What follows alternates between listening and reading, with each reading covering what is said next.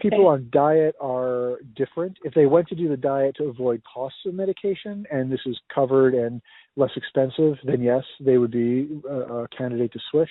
But I think people who are controlled on diet therapy are not going to necessarily want to switch over to a steroid if they're putting in the effort to do the diet. And then you had mentioned a little bit earlier about the 2 milligrams per day that you wish there were higher doses available, there could be higher dosing available. Some patients might benefit.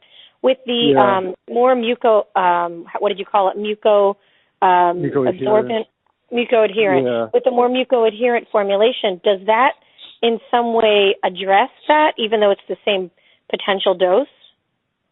Yeah, so interestingly, the dose that's being studied in there, that was studied in the phase 2 and is being studied in the phase 3 is 2 milligrams twice a day. So they're actually studying the higher dose because in their earlier study in kids, that had better efficacy than the 2 milligram a day dose. But I think for people who are treated up front on 2 milligrams who don't get better, having that ability to go to a higher dose is great, and having the ability to start at a higher dose and maybe get a more rapid response and then scale back over time is also pretty useful. Oh, that's great. So just a couple of final questions. I know we have like 3 minutes left. You mentioned the antibodies. Where in the treatment paradigm do you see those fitting? Yeah.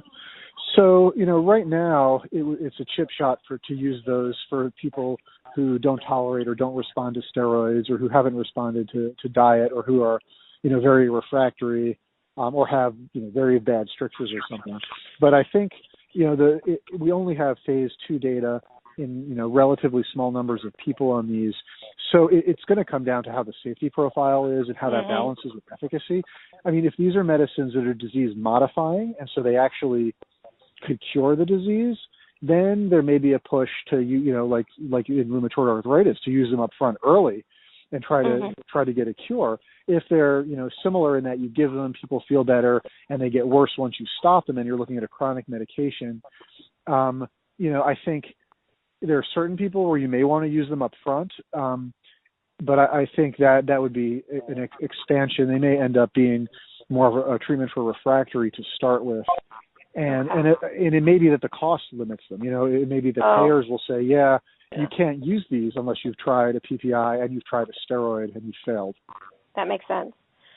So that was really the majority of my questions. One final question I always ask, which is there anything I haven't asked about EOE or the treatments or anything regarding this that you really think I need to know to sort of complete my 1 hour education? No, I think it's really comprehensive. I mean, I think, I sort of mentioned it before, the patients as a whole are really invested and grateful to have stuff going on and having, development of the medications. And so, because there's nothing officially approved for them, they're really looking forward to these kind of studies and appreciate them. So that's sort of the usual, the kind of endpoint that I need to talk about. But no, I think in terms of the management, you've really covered a lot of things.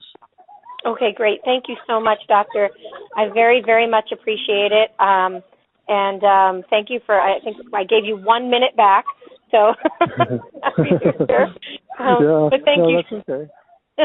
Thank you so much. Sure. I've learned so much. It's been extremely helpful for my colleagues. Yeah, no problem. And if there's more questions, feel free to contact me on email. If we need to do another call and go through stuff, I'm happy to do that again.